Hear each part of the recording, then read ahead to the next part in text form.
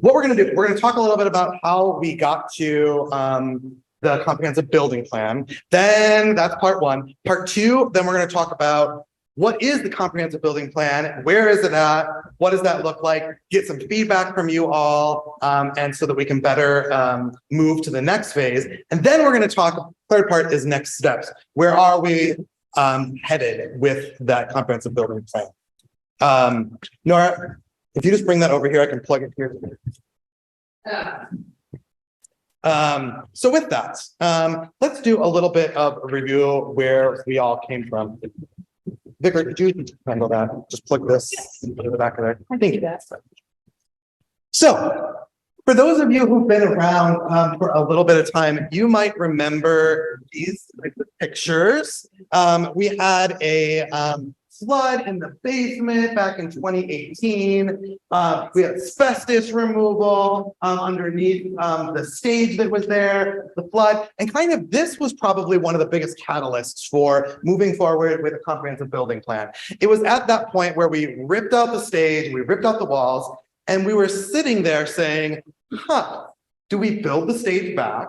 Do we put walls back up? Do we make a new room? What do we do, right? After we've had to rip it all down, what do we put in its place? And so that's where a comprehensive building plan gives us an idea of kind of the long range trajectory of where we eventually want to land. And so it helps the building committee make some deeper decisions.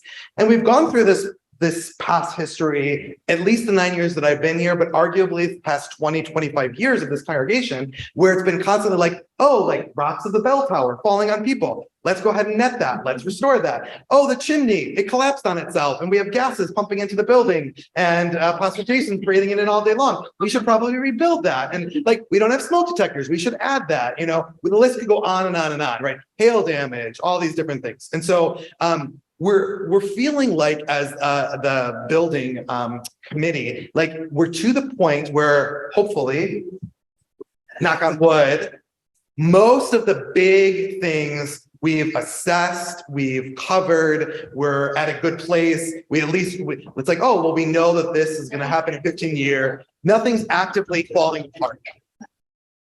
Knock on wood. Historic buildings will always have some of that, right? We're in a 1906 building, but we're at a good place right now. And so this, between the flooding and where we find ourselves being able to be a little bit more proactive than reactive, sets us in a great place for talking about, well, what do we actually want the building to look like?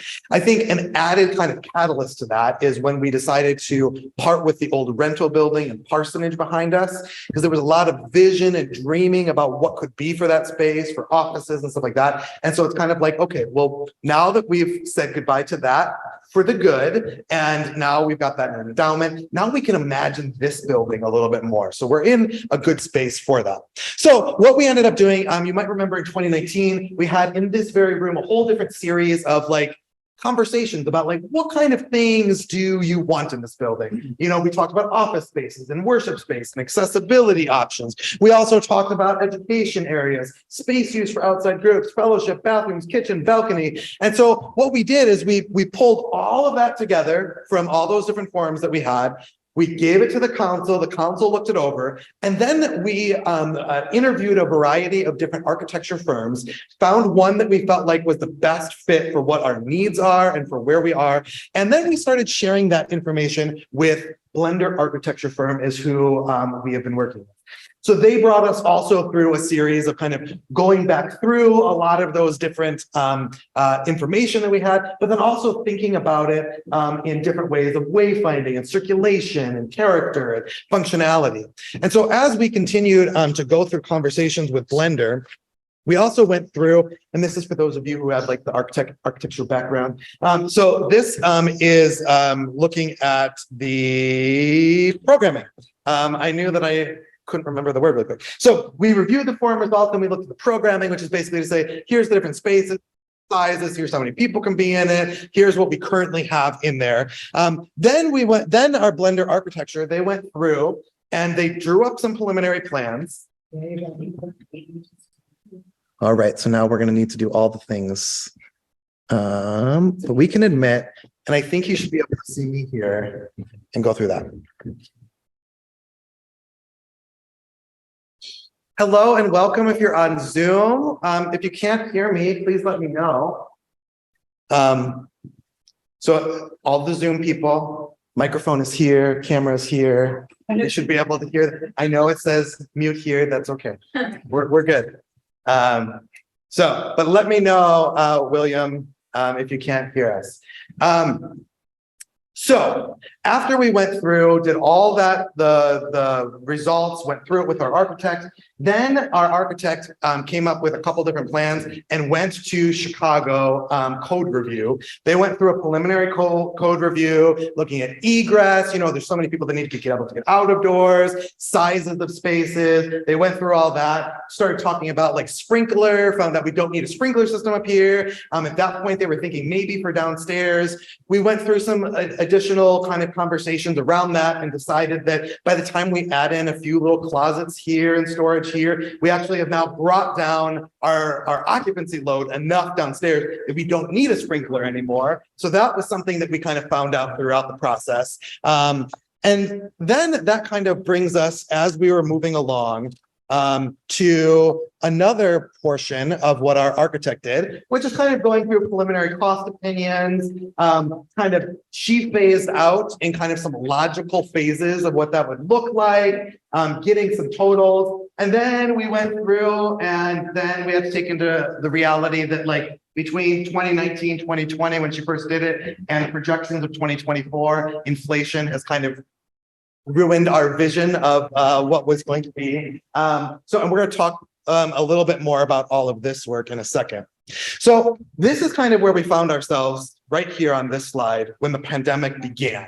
And so the intention is that we were going to be having these conversations in the middle of 2019 and be moving forward. We kind of put a lot of that on hold until we could get back to a more comfortable place here. In the meantime, what happened is that the city had said, hey, you need a water meter, or we're going to make you pay lots of money, and you have a lead pipe. That is your responsibility to replace it. And so with that, we launched phase 1 of our comprehensive building plan, which was to replace our lead water supply lines with a copper pipe. And part of why we're calling it phase 1 is because of the work that we did for the comprehensive building plans, what we knew is that we were going to have more bathrooms, that we were likely going to have a shower, that we were going to have a washer dryer, all of that. And so instead of putting in a 1.5 inch pipe, which would have been what we currently had, we had actually 2 3/4 inch pipe, but that would have been, 1.5, we had it together.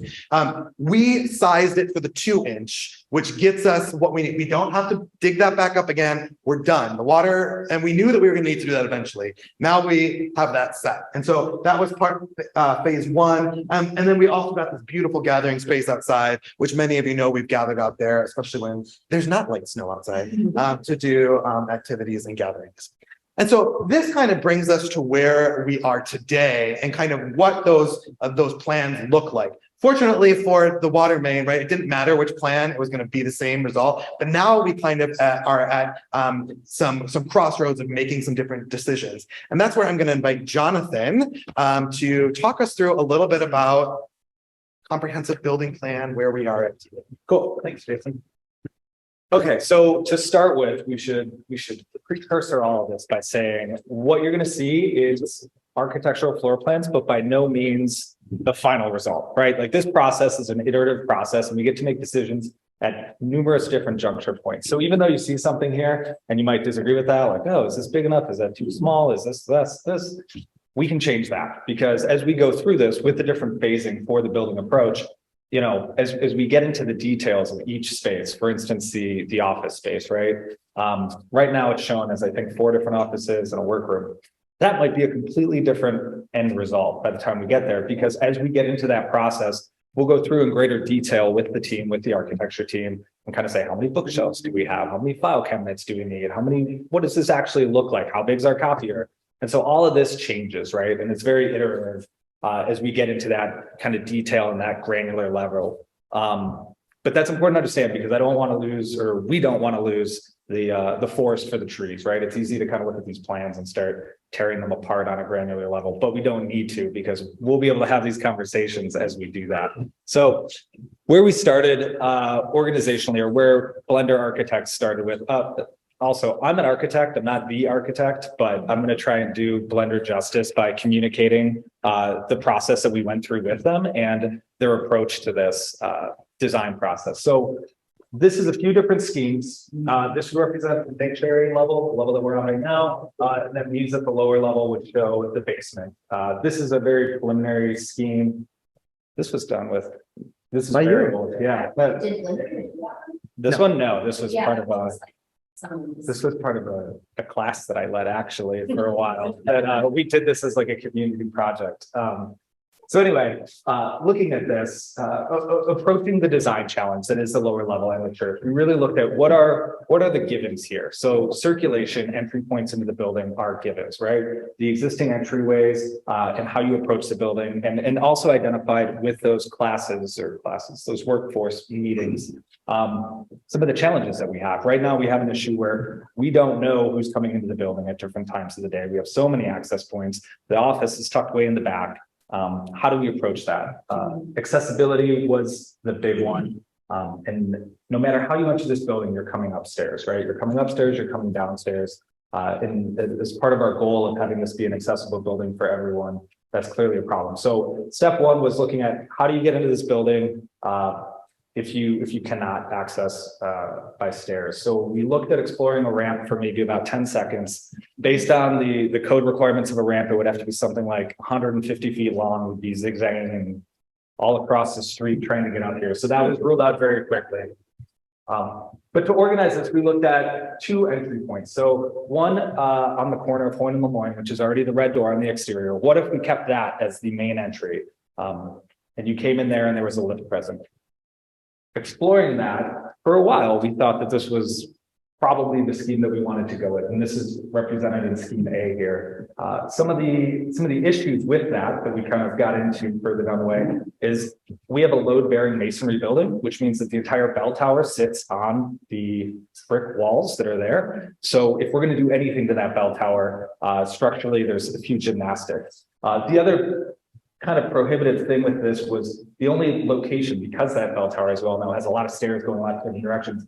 The elevator itself would have to be located in the sanctuary. So we would have to carve out this back corner. And we studied this in 3D. Blender Architects put together some quick visuals for us. It wasn't the worst thing in the world, but it wasn't the best thing in the world. And we felt like, okay, maybe there's another option here. So that's what's represented in scheme B. And what this does, we'll zoom in here. So this would be scheme B over here. This back corner. So it's currently a door at the corner location here that goes downstairs, right, to the nursery. Right now, this isn't an entry, of course, but we do have that paved area. So you would enter here at the ground level, you'd be able to ascend stairs here, and then you go down some stairs. The elevator would be located inside this space, and it would be moving up and down. Structurally, this is probably the simplest way to keep it within the building envelope. That means that we don't have to get a variance on the outside of the building to go into the outside. We don't have to affect the historic nature of our building, the facades, which becomes a challenge with the community, as well as not something that we necessarily want to do. And this had a lot to recommend it. As going through this process, we were kind of, people use that corner because it is the red door right now. But there's a lot of ways that we could denote this as an entry point. You want to get that? And what this gives us then, in looking at this, and so you would enter at the ground level, you'd be able to go down half a flight of stairs, you go up half a flight of stairs. That organizes our circulation. Locating the office suite immediately off of that means if you were to go down the stairs right away, we would have a very visible workroom. We'd be able to see who's coming and going into the building, as well as the first stop. If you're just dropping in or what have you, this is a very logical way to go. The bathrooms are organized beyond that. Our water service comes in here, and again, to Jason's point, our water service comes in, and we were able to pick up this space with that access because we already had this general idea in both schemes that we were looking at. This was where water service is going to be. And then we get this awesome kind of public space right towards the front with these glass windows that look out towards the gathering garden. If we open up those windows a little bit more transparency, this becomes a kind of gathering space downstairs. Circulation wise, we then have Meeting rooms, different sizes, you can circulate around. There's a few things that I would already tweak here that I think we've talked about that would be variations on this. Restrooms, accessible to everyone, kind of 2 points of entry, and these would be, you know, kind of what we've all been targeting for, as well as a family restroom with a shower and potentially a washer dryer. Yes. Just a quick question. So, just so I'm clear, so you walk in street level, and then so you can take the stairs, but there's also going to be a lift. Yes. Right? So you can go down or up. Yeah, I might have flown right past that. Yeah. So there's a lift here. Yeah, and then in studying this lift, I mean, it was a. Would that be like an elevator or like one that's like? Yeah, it would be just. It'd be what's called a Lula lift. So it's smaller than a traditional elevator in the sense we don't have to excavate for a pit, and it doesn't have kind of the overhead height that we would need for that. But it would feel like an elevator because it's only going up about 8 feet and it's only dropping about 8 feet. We're not covering huge spans. So it's a little bit slower than a traditional elevator, but for would have doors, it would have a button. Right. You'll press buttons, the door will open, you'll go. It's only going to be about big enough for like a wheelchair plus one companion to be in, Yeah. But like size wise. it doesn't feel like just something for wheelchair. Right. Someone would have to operate. Correct. You won't have to go and find like the office assistant or me to go get a key and put it in. Not open at the top, completely enclosed. So very familiar to people who use elevators. Yeah. Exactly. Yeah. and I mean, the other benefit to this, I mean, of course, it makes it more accessible, but large enough that you could have a rolling cart with storage supplies and things like that as we're decorating for Christmas.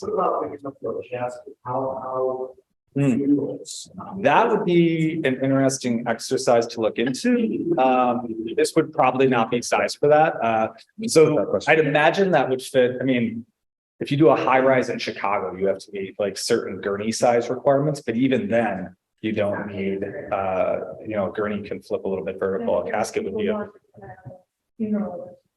yeah, that would be, I mean, clearly we've had funerals here and that has worked out. But yeah, that's it. Usually we've walked in the front doors with it, but that is a good point. Yeah, that's Has not been definitely a explored. consideration. And This is why we have this conversation. yeah, no, I mean, that's a really, really good question. I mean, so I guess the other point about this, right, like as we have these conversations, like the design process is inputs and outputs, right? So we know what our outputs generally are. Like if that's an output, it's about ranking those outputs. And then we can change the inputs to kind of affect that. We know that cost is going to be a consideration. And at a certain point, decisions have to be made. And it's all about balancing, you know, what is the desired output or outcome, and then gauging that against what are we capable of doing with our input. So, I mean, that's a great point, an example of like exactly the type of conversation that I think we'd love to have about this.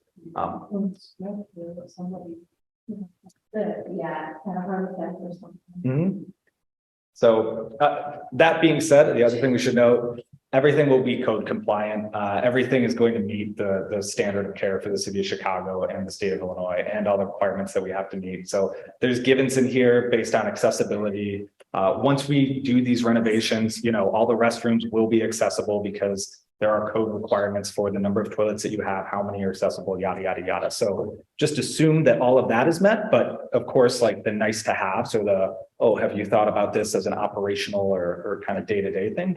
Those are great points. So with that, you come down, large meeting space, varying size meeting rooms. In the back here, I think we can all recognize that one of the things that is great is having a large meeting space.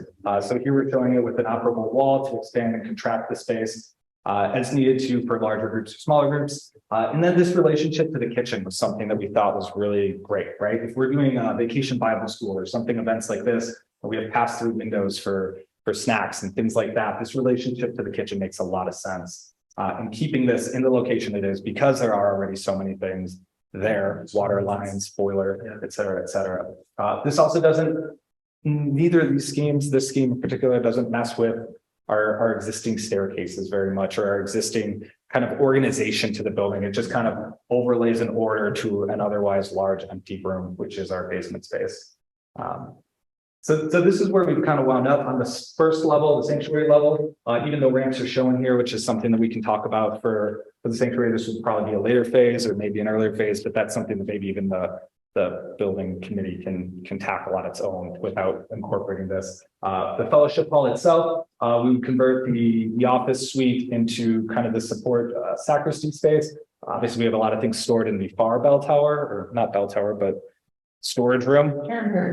Let's go with that. So we can make this much more functional. This does have a restroom there. We'd keep that in place. We looked at, and maybe this is something we would talk about again. Is that a choir room? You know, is that a robe space? Is that something, you know, I don't think there's a lot that needs to be done there. I don't think we need to do a whole lot. There's great built-ins in there and there's kind of cool personality. And then up here by the lift, we're showing an accessible restroom so that you don't need to go down to the lower level in order to use the restroom.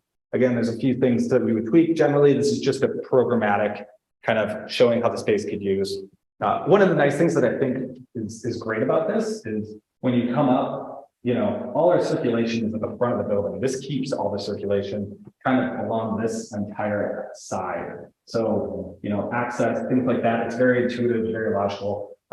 We can also maintain these, you know, the facade as it is. If you imagine this just a staircase going down, a little bit of separation between this and that, it keeps the personality of the space.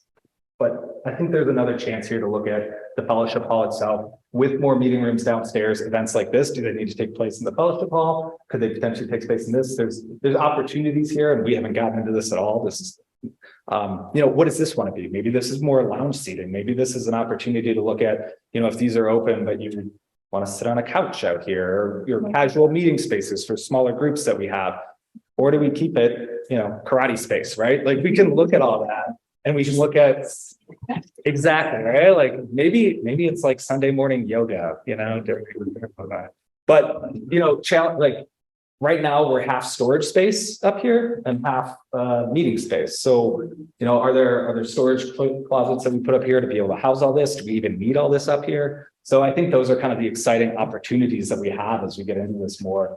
And looking at, you know, what are spaces that we want, and then what are spaces that'll serve the community as well. I mean, we've obviously identified that one of the assets here is that we have space in an area where space is a challenge for people to have access to. So looking at all this in green really becomes not just our space, but public space for the community. You know, if this is the main entrance that people come into, you pass the office, and then this is all, you know, various meeting rooms throughout the day. We can have different events for different groups using that at the same time, which I think is great in a way that organizes it away from kind of what we have going on this level. Yes. Does the elevator go all the way up to the upper? It wouldn't. And we looked at that.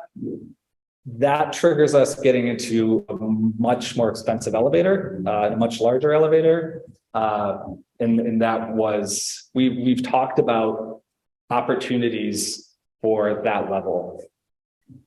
As soon as we do things up there, there start to be challenges. If we're over 50 occupants, we're going to need another staircase getting down from that, right? So if we start to have too many things or too big of events up there, that's an issue. Obviously, acoustics are another thing. There's no separation between that and the sanctuary itself.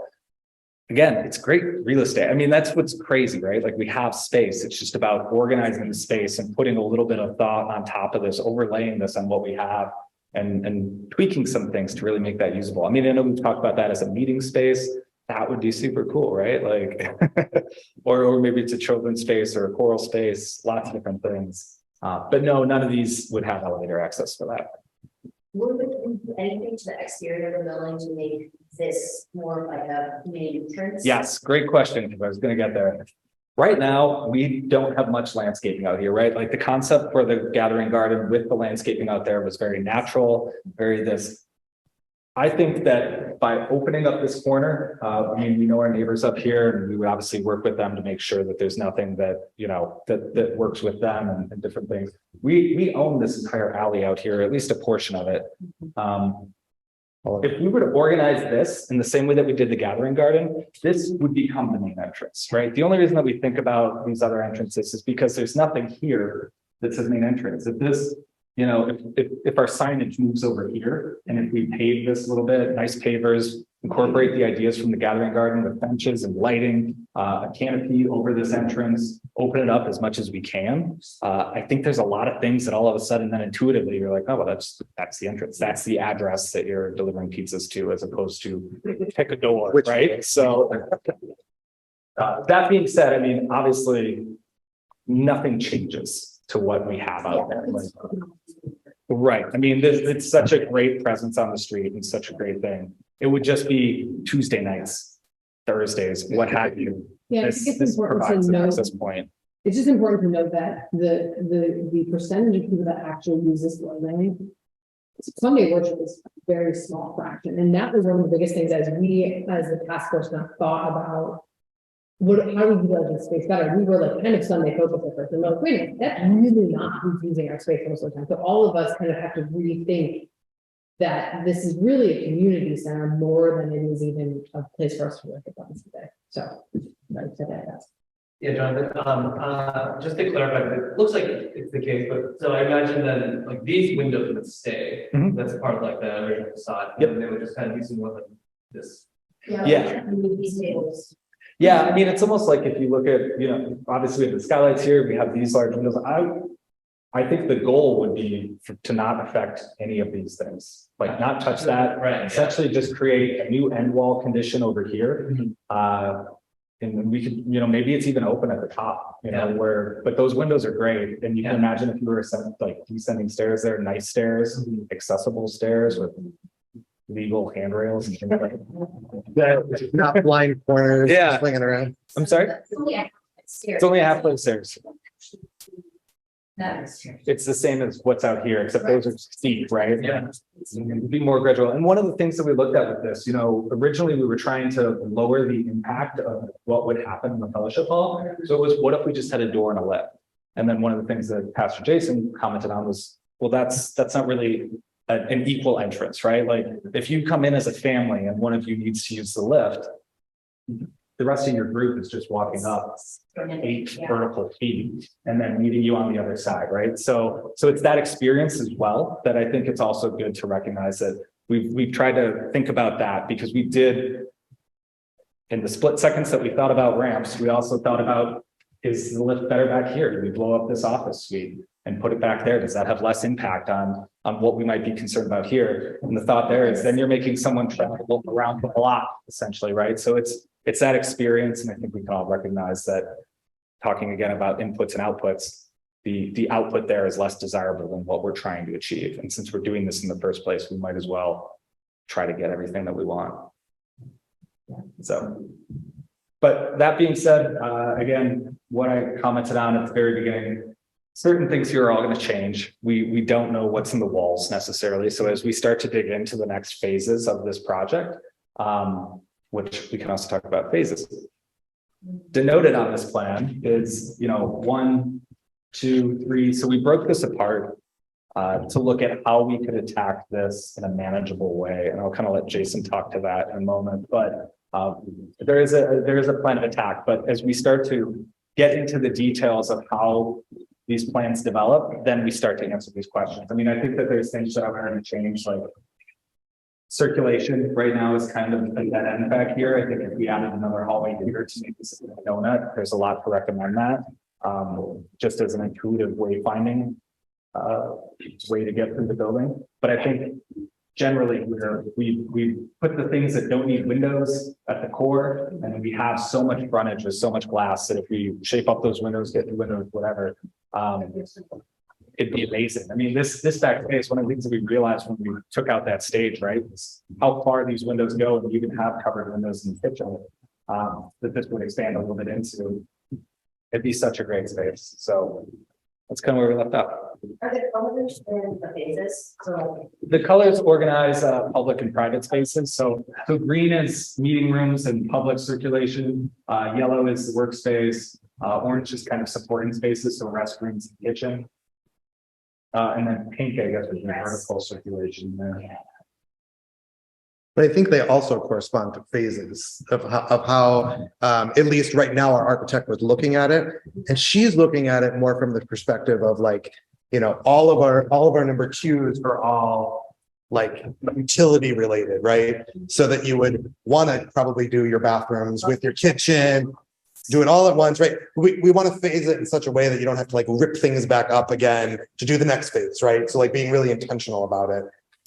You can see that she's got the windows in here in blue. One of the things, especially for facing Lemoyne Street and Point Street, is that we need to keep our facade at its, in a historic state, right? So that would probably be like, if you look at the windows now, some of them are actually have a little bit of glass in them. Some of them are just like literally plastic that hasn't even been caulked around it or sealed up at all. You can shake them in between. And so while we've done like window inserts and stuff like that to help right now, which have really, really helped, there's more opportunities. So one of the things that our architect has done with some other restorations is restoring the windows, and you can get them restored at about the same-ish price as putting a new window in. And so like redoing the woodwork and rehanging all of the weights in there, and putting glass in there and all that kind of stuff. And so that would be especially an important part for when we're starting to look at Lemoyne streets to keep that historic character. Is this like considered, like, are we actually like registered historical, or do we have to do those things that are beside the same? So we are in a historic district, a local landmark historic district, which means anything that's visible from the street must keep that character as closely as possible.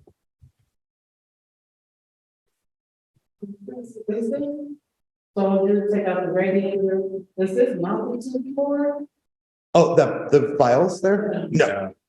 No, it's heavy. It's very heavy. What's on the face now? It's not.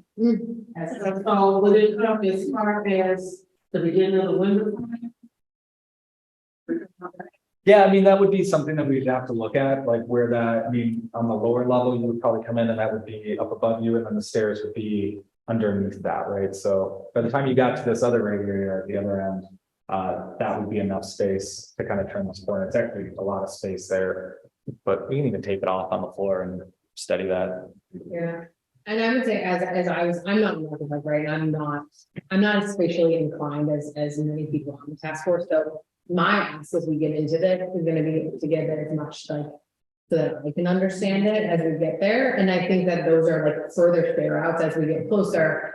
There's conversations around like what's going to happen to this during the time that we're doing construction, like all of that kind of stuff. I would say that's all down the road, and we'll make sure that there's visibility to that. But like, my brain cannot visually understand what this means right now, but we will make sure that we get like more drawings and like more understanding as we get closer and closer. Just today is more around conceptually like the placement and what is going to kind of happen. The nitty gritty of it, to Jonathan's point, is like very much still thoughts. Yeah, I mean, we can study this in a lot of different ways. That should be pretty.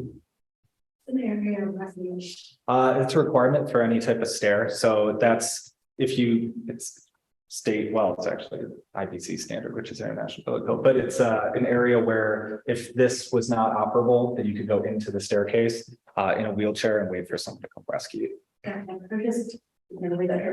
Yeah. So kind of at least looking at this, which they dove into a little bit more, to your question, where they have the elevator placement is halfway through this first window here, all the way up to the third one. So it's not all the way up against the wall. It's set a little bit more in the middle. And that's how we get a bathroom on one side. But again, all of this could change. But you would walk in and this space right here would be open to above. So essentially, you're going to see this window almost right up to your left as you walk in. Does that make sense? What's kind of happening now? Because you're coming in at grade, and that's open all the way up to this literal ceiling right here, this white ceiling, and then you're walking up the stairs along the windows to get up to the first floor or to the main floor. Correct. Yes. Basically, where the tables are right now is the staircase coming up, right? Which is nice and wide. It's got handrails, all that good stuff. Goes down to the grade entrance. And then a little bit further this way, when you come in grade, then you would walk down. So this is going down the stairs. You walk in from the door above. You can go look all the way up, like almost 2 stories. You're going to go downstairs here, or you can go up these 14 stairs here along the windows. You like walk in and then. Yeah. which is true for both levels, right? Because by the time you get upstairs, you're gonna Right. walk right in and then you just keep walking straight. You don't have to kind of try to back out. I will say, if we have a bathroom here, I don't think we need another. So there's no reason to take it out, was essentially the thought. I mean, if you're, Or I guess maybe turn it into a room. I mean, that was the thought too. It's, if it's a sacristy, right? That's a great spot to wash things, to do all that. You don't have to go all the way down to the basement. So in this preliminary one, again, preliminary, little sink here. It's also helpful for those who are like getting ready for worship and stuff like that to maybe have a little bathroom there. That was exactly it. That was the thought too. It's kind of like it's there. And so that's the original. Apparently, this used to be like the women's designated bathroom upstairs, and downstairs the janitor's closet was the men's. Initially, so they were very small, and then they added the other bathrooms. But like in here, you can also see that it's opening up, making that staircase back there that has a real steep pitch to it, widening it, because it also does this like odd, like it opens up as you walk down, and then like the wall cuts in, and then you go real steep, and then you turn, and then you just like plummet to the ground. And you're carrying a big couple of inches. So opening this up a bit more here, right? Still having places where you can robe and you can vest, you can put out the stuff that you need as sacristan. And then Concept. or even telling the counters, why don't you walk downstairs and go to the work area? And you know, there's more kind of like closed off areas that you can do with that. Any other like questions, comments, or feedback? So Nora's taking it down. All of this kind of goes with us to the next phase with the architect. So she's been taking notes. But other things that you have. Does the accessible bathroom upstairs going to have the changing station? It could. Yeah, that's probably the detail beyond what we kind of have here. But I think the idea would be that, so, which gets us into the next steps here in a little bit, that there will eventually, in our next steps, be two teams, one working on fundraising, one working on building related stuff. And so they'll both be coming together to make the master plan come into fruition. But those small details will go through that building group that will literally be looking at every single drawing of the architect, everything that's going on with that, to ask those questions saying, we've got changing tables in the other rooms. Hey, can we make one here? You know, that kind of stuff. So there's going to be opportunities for those kind of conversations to happen moving forward. Emma, did you have something else in there? I didn't know. How about the two people online, Allison and William? Do you have any questions, comments, feedback? I see something in the chat. Okay, so William says it's definitely crucial and positive to think about greater accessibility when redesigning the lower level space. For full understanding, can we estimate cost for alternatives such as with just ramps and without ADA lifts, with a plan A, B, C comparison, and the event plan A is not fiscally feasible, but we still want the community space improvements?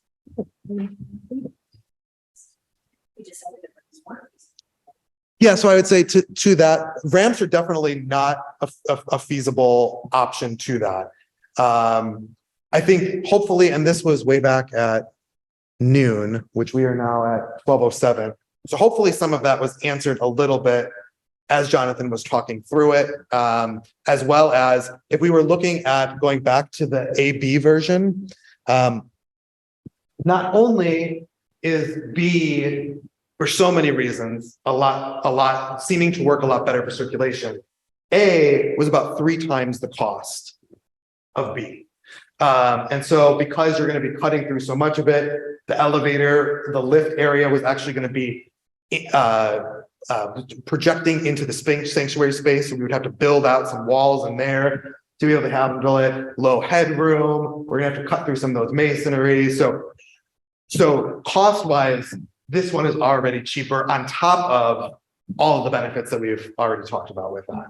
So that is one of the things we looked at. I think the other point would be looking at the full elevator all the way up to the loft, kind of already scaled that down so that it could be in this corner here. Yeah, I think that that's a good point. I mean, what we're showing right now is where we're at right now, based on all these different things that we've kind of discussed. So the ramp we did discuss, and so a ramp, just to go up 8 feet, for every 1 inch you ascend, you need 12 inches horizontally. So it's a 1 to 12 slope, and that's for the most severe ramp, right? And so that would be, okay, so then you're at 8 times, every 30 linear feet, then you need 5 feet of flat.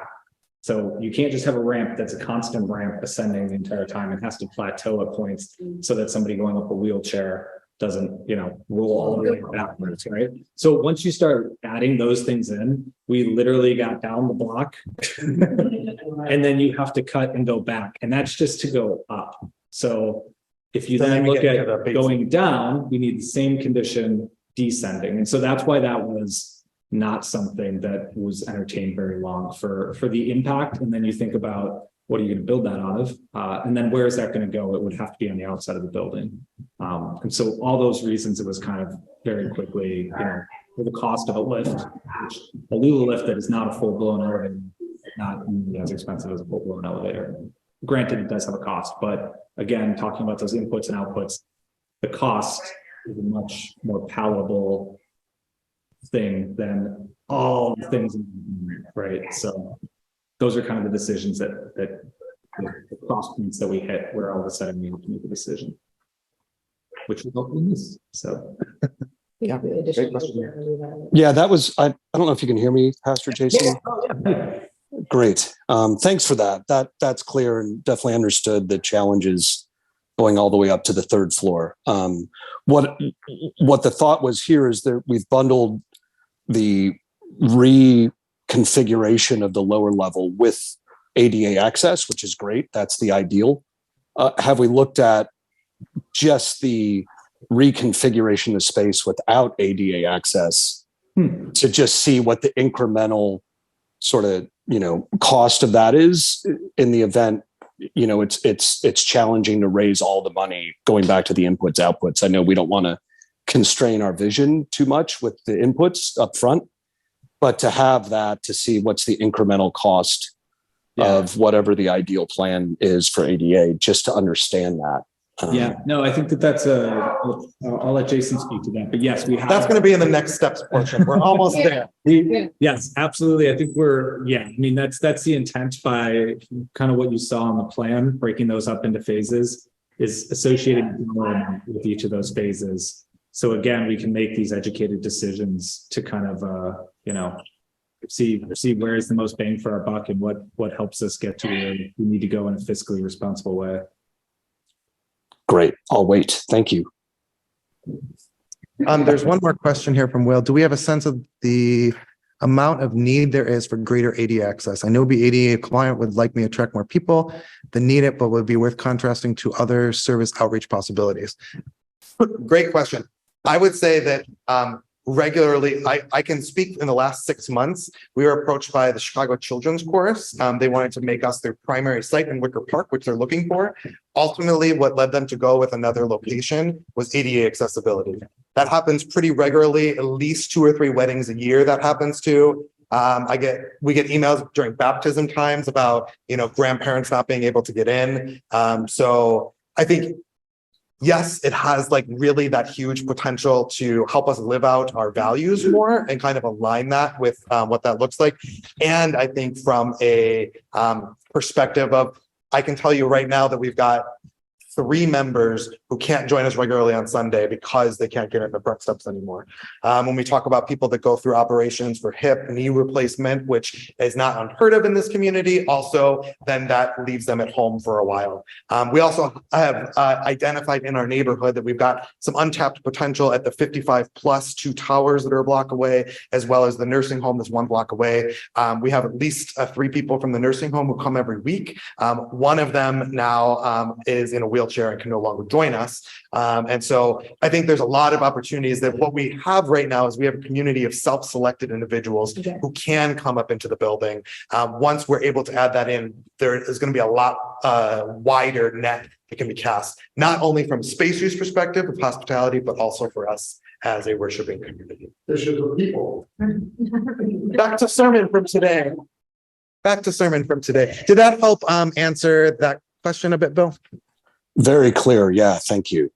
But Bill, I do think, you know, as we get into this again, like there's lots of different types of lifts and there's lots of different ways to solve, you know, some of these problems. And I think, you know, as we get into the detail of these things, you know, there's decisions that we get to make along the way where we don't need a gold-plated lift. We just need something to go from A to B, right? And it's like the cost savings there that helps us to offset costs somewhere else for another thing. So, I mean, that's especially a design problem like this, where it's a programmatic problem, right? Like I think at the end of the day, we all recognize that this is about creating space and utilizing the space that we already have and making it functional, but making the decisions along the way so that we're delivering that functional and programmatic need. We're not, you know, we don't need to do crazy expensive things unless we deem them absolutely necessary to keep the integrity of something that we value, right? So again, it's those inputs and outputs that we get to control all this, right? Like nothing says that this is going to cost a ton of money at the expense of something else. Like we can kind of balance that. That's the whole point of the exercise. Yeah. Oh, go ahead, Doug. Sorry. Oh, I was just going to say, look, I hugely value it. I've been taking my mother to church elsewhere because she's wheelchair bound. Yeah. So I get it entirely. I tried to convert a historical building to be ADA compliant, and it quintupled the budget of the other improvements that we were looking at and made the whole project infeasible. So nothing happened. And I hope that and pray that's not the case here. It's just helpful to know what that incremental add is in the event we can't get there, right? I believe, and today's sermon underscores that, right? And we want to follow Jesus's path here and emulate him and help those that are in need to acquire access to the space. But as you mentioned earlier, and just to understand it, right? Hopefully it's not a 5X. It's something attainable. Just good to know. That's all. No. So I think it's a question that, you know, we've asked repeatedly, like, if we do this, do we need to do this then? Do we have to? And it's like, you know, it goes back to what's the mission statement of this whole thing to set us on a trajectory where we are doing what we want to do. So I think it's great to keep re-asking the question to make sure that we're not losing track of what is the goal, because it's easy to get excited about something glossy or shiny when we start looking at other things like reworking the kitchen or something like that. And it's like, is that the goal here? No, not necessarily. I mean, it is when we get to that phase, but let's focus on the absolute mission goals right now. So I think, and we're going to get into it, but the realities of what we've been afforded through some of the grants we received, the work that we're going to be doing with outside third parties, it's far and away bigger than anything we've ever taken on before. This is not us by ourselves dealing with an emergency. This is us being very intentional about how we're approaching a massive capital campaign that's going to be multi-years. It's super exciting. This is not like we need to get out of the hole. This is like, we have this awesome opportunity, and we have internal and external individuals that are going to help us get there. And not to say that I'm not always worried about the funding, right? But we don't have to approach this as a minimalistic, we just have to get. This is a multi-year opportunity for us in the future. So sorry, I'm trying to do this. Maybe one of the things to keep in mind as well, as you make it more accessible, then God is going to draw more people. As more people are drawn here, then hopefully offerings and everything that happens here can help support what you're trying to accomplish. It also can help prevent us from falling in a hole. Like I went to a church that was built in the 1800s and it was not accessible. And then the pastor got in a car accident and needed to use a wheelchair. And it was not accessible. And everyone was like, oh God, They couldn't get it. it was like this, and you did a whole flight of stairs. And then everyone went, oh God, oh no, what do we do? And then everyone just scrambled to come up with a solution on the spot. And it was not as well thought out as it could have been. proactive. And I think- Sharing with you. Nora, you were setting Jason up for the next point here too, but also. I want to make sure that we Yeah, I cover any other questions or comments. The only question I had is, what are the requirements for ADA the second you start making changes? Yeah, definitely things get triggered at different levels. What those specific levels are, I don't know. It's great that Blender already reached out to the city. We are a unique building. There's no doubt about that. But at the same time, once you do so much happens. But we're able to, I mean, by the restrooms on the lower level, like accessibility is largely around using the restrooms, circulation. So it's maintaining corridor widths, things like that, which again, you would inherently do as best practice. Yeah, I don't think that there's anything particularly onerous. Like there's nothing that would, the fire suppression system to me was the biggest one that we've been able to address, right? By doing the initial study and assessing our occupant load on the lower level. And with that assessment being that we would not have, based on this plan, enough occupants on that floor level to necessitate our fire suppression system like that. That saves us probably close to $500,000. Like, I did preliminary work looking at where the church is at right now with accessibility, and where we failed was the stairs and the bathrooms and the stairs. Like the bathrooms is even the single use one is not large enough to fit a wheelchair into it. I mean, you can't chair in the building in the first place, but it doesn't have enough turnaround space and things like that. The doors are very narrow, and there's a couple other spots where the hallways get narrow, but we're actually excluding the really big part of getting in the building, not. That's where you'll see like these little circles that are in different places. That's the 5-foot turning radius for, so this is what's she's testing out and saying, yes, the radius could happen here. Yes, this could work. Yes, this is big, all that. There was one thing that somebody said that I was like, I wanted to emphasize, but that is past. It's not that important not to emphasize. Other questions about the plan or feedback before we get into how we're going. So remember, I think this is what I wanted to emphasize. I think Nora brought it up. This is the grand plan, right? For all of time. This doesn't mean this is exactly what we're doing in the next step. There's going to have to be multiple phases. What we did over the summer is we put in for a grant. And that grant specifically was looking at putting in the lifts, doing the bathrooms, doing the work area, and prepping for the kitchen. All of that, plus the architectural and engineering stuff to build out the whole thing to make sure that all the pieces are going to fit together. We don't want to just build out part of it and then go to do this part. It's like, oh, like we need to move these walls. Let's do it all at once, right? And so usually early on, you spend a lot more in the architectural, structural, all of that, plus hiring a fundraising consultant. We're looking at about $1.3 million. So that's not going to get us this side. It's not going to get us windows, not going to take care of the window and the balcony, all of that stuff. And this is adjusted for inflation for 2024. So this is including projections of when the actual build will be. Now, 1.3 sounds like a lot. It is a lot with that. This is where we can also scale and scope it a little bit. So when we put it out for that grant, we actually did receive that grant. It's called, it's from the National Fund for Sacred Places, which is a partnership between the Partners for Sacred Places and the National Trust for Historic Preservation. It is the most highly competitive national fund in the entire nation. As you can see here, 9 out of over 100 are invited to apply. So we put in an LOI. They got lots of them. Then they say, here's 15 that we want to get applications from. And then ultimately 1 out of every 25 projects were funded, which is 0.4% of all of the proposals that they had. And so what we were able to get from them is it's a $100,000 matching grant specifically. So I told you what we pitched for, right? We pitched for the offices, the bathrooms, the lift. Now, $100,000 in the scheme of 1.3, right?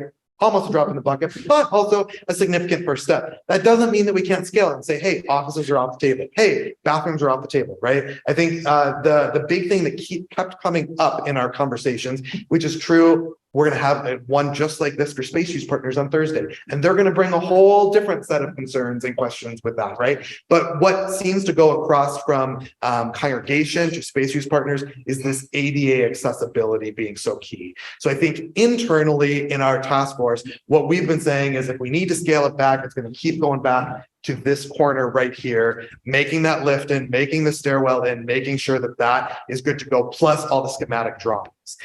And so with that, part of the fund also, Nora, myself, and Amy, we went out to Philadelphia for their fund training for a few days. We also get some additional benefits for that. We get about $5,000 towards some of our preparations. But one of the things that we had to commit to with this is that we could raise that other $100,000. And so part of the way that you do that is you do what's called a feasibility study. And so the feasibility study is going to be one of the next things that we're going to be doing. And this is a financial feasibility study. I don't know where some of these other slides went, but this must have been an earlier draft. So anyway, the next thing is the feasibility study. And with that, we will be trying to get this back up there again. With the feasibility study, basically what they're going to do is we're going to bring in a consulting firm and they're going to sit down and they're going to talk with a whole bunch of people inside the congregation, people outside the congregation, ask them some questions, see how behind people are to this, and also get a sense of like how much financially that we can bring in internally, externally, and then look at granting organizations. Part of this process is the council has already begun conversations about creating a separate 501c3 for the congregation. This separate 501c3 will be for historic preservation, building, could be larger than that, right? Could be like community activities and stuff like that. This is all still up for grabs, right? So we're just on concept level for this as well. And a lot of the National Fund for Sacred Places, they kept talking about this for buildings like ours. So the big thing that they're looking for is they want to know that you've got community partnership. They want to know that you've got the financial abilities to actually do it. So we gave them a whole bunch of financial numbers so that they could run their own calculations. And then the third thing is they want their only fund historic buildings. And they only fund ones that they believe and that they know are important to the local community, but also to the larger conversation across the nation of what it means to be sacred spaces. And so with this, now that we have the National Trust for Historic Preservation saying Wicker Park Lutheran Church is so important, that opens the door to all sorts of other different funding possibilities and connections that we maybe didn't have before because of our location. Now, what that also means is you have all sorts of granting organizations, individual donors and organizations who either don't want to or can't give to religious organizations. So in creating a separate 501c3 for that, what they can do is they can direct dollars over to that 501c3 that then we can, it'll have a separate board, it'll have all the things that 501c3s need to have, but the bylaws will make sure that it's in a place that that money can be used for historic preservation, building plan updates, all of that kind of stuff. And so that is one pathway that we're going down with that. So the feasibility study is going to give us more data points as to how much we think we can raise. Then from that, we use that information to say, how can we phase it to fit that bundle, right? How do we make it a little bit larger so that we can stretch ourselves? How can we be realistic? Then eventually you bring in, you know, your 3-year pledges, your one-time donations, you put all that together at the end of the campaign. And then that gives you a better idea of, okay, do we need to take out a loan for the rest? Do we feel comfortable with that? Do we not? Do we want to scale down our thing? You know, that's when all those conversations happen. So it doesn't need to go beyond our means. We can figure all that out. We can work with all the data and make sure that we're phasing it in such a way. Nora, did you have something to add? Would you like to? I guess I wanna underscore the impact that these organizations are listening about. What would be the impact that they have as it pertains to when you're talking to people that are not, right? The people that have the money, organizations that have the money, see these organizations as some of the most impactful. You have this gold star of approval, which opens up enormous doors. Sacred Places also stays with you throughout the entire process because they've given you money. In essence, you are required to hit certain benchmarks throughout the entire process. They have consultants there that are, they have a whole consultant branch that we could choose to work with if we wanted, but then they also have people that work there day in, day out, only with congregations that are trying to, they've been doing this for 16 years or something like that. Yeah, they've had failure, but they generally get everyone to the number that they get. So the fact that we said 1.3 million and they said, done, let's go, means that there's a ton of backing already. Now, there's tons of work associated with it. Pastor Jason talked about 2 teams and a whole lot of that sort of going there. But this is, we have this amazing backing from these organizations that are going to help us get there. They've got architects on staff outside of this job. And so because I'm just trying to, what I'm trying to say is like, I've never felt this kind of like, it's a partnership with these other organizations to help us get there. They know people, they know people nationally that care about ADA accessibility. They're going to bring those types of resources to us in a way that we've never had access. So I can't. Huge. There's a huge support system behind here in technical assistance, in making sure that we get over that, and preservation architects that we can call up, and no additional cost for this, right? Because we got the grant, that we can call up anytime, say, look at this, give us your feedback. You know, they're really invested in that, and that can't be underplayed. Yes, the $100,000 is great matching, but the amount of additional support and connections that you get from that is worth so much more than the actual check. And I also think we might be, if not, at least this year, if not ever, one of the smallest congregations that's ever gotten this. So it's a very cool thing that this little hub of awesomeness that is us is being seen nationally as like the opportunity to like set a benchmark moving forward. I think that there's so much, and we say, oh, we only have $100,000. We're tiny in comparison with these other organizations that only got maybe. yeah, and they're putting everything towards like redoing a roof, right? They're trying to raise $1 million plus on a roof.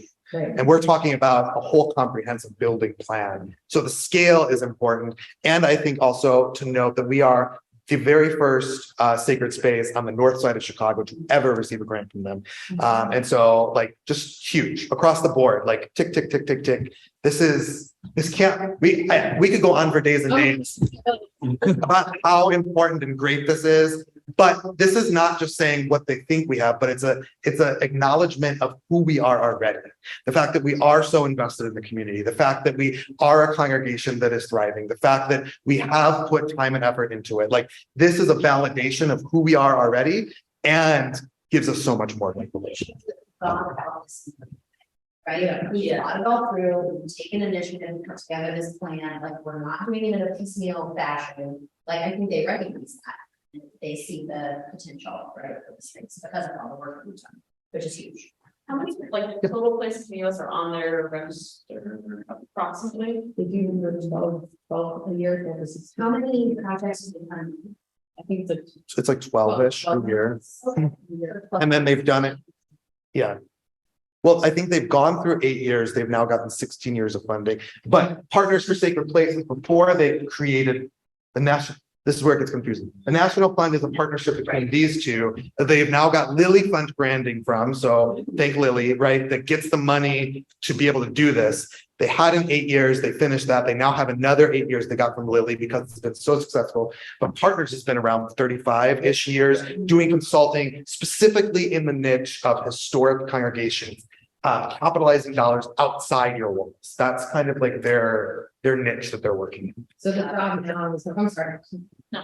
The job now is for us and with our consulting for our fundraising partner, right? To preliminary have conversations, understanding around if there's any gaps that can fill them, like that kind of thing towards our 1.3. But then it's to working with our fundraising consultant during a massive capital campaign to convince everyone internally and the people that we need externally just how awesome we are, right? So like that's kind of our next step, and it does turn into a two-pronged approach, right? There's the physical work that's being done and all of the excitement around making this as welcoming as humanly possible, and then there's this group of us that are going to be working within the community going, okay, here's what we've got going on. And Sacred Places will help us get there. They're going to make a case study for us, this little one page that like with us. So articulate our vision and why we're doing this. And then that becomes like, we start creating videos and, you know, pumping things out through social media. We have one-on-one conversations with donors. Like there's all of this that's gonna go into this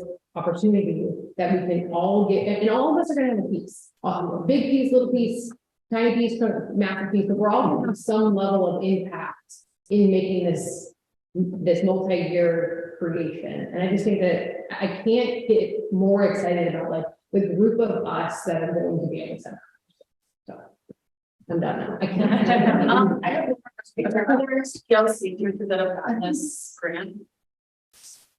I don't know about ELCA. I don't remember any precedent for like how the ELC uses or supports this or anything. We're certainly going to be going to them, right? And having a conversation. And we're going to be doing, I mean, we've got all the press release material. At some point, it's going to be like Block Club Chicago is going to know about this, you know, Yep. ELCA Synod is, you know, we're still building up. We're going to do the feasibility study. And then as we start getting bigger, I mean, more people are going to know about all of this stuff. And this Which goes is all across all levels of religion, right? There's individual, there's Quaker, Mosques. there's everything. No, I don't think they have anything that have gotten this, There wasn't a single Lutheran church in our cohort, except for us, yeah. except for us. We're the only Lutheran.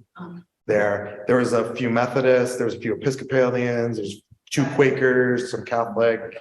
There's a congregation from Puerto Rico that they expanded to. So like, they have meeting houses, right? Has anybody been to Philadelphia before?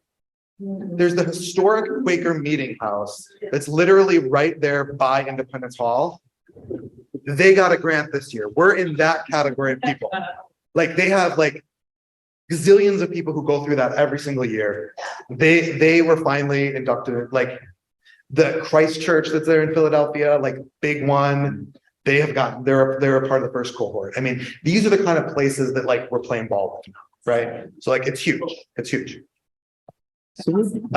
So feasibility study, next part. After that, when we get the results back, we're going to be putting together 2 different kind of teams that I mentioned. So one's going to be that fundraising, that outside, that looking, how can we apply for grants? What's the best grants for us to apply to? Who do we know? Let's leverage connections. How are we getting in the community? All that kind of good stuff.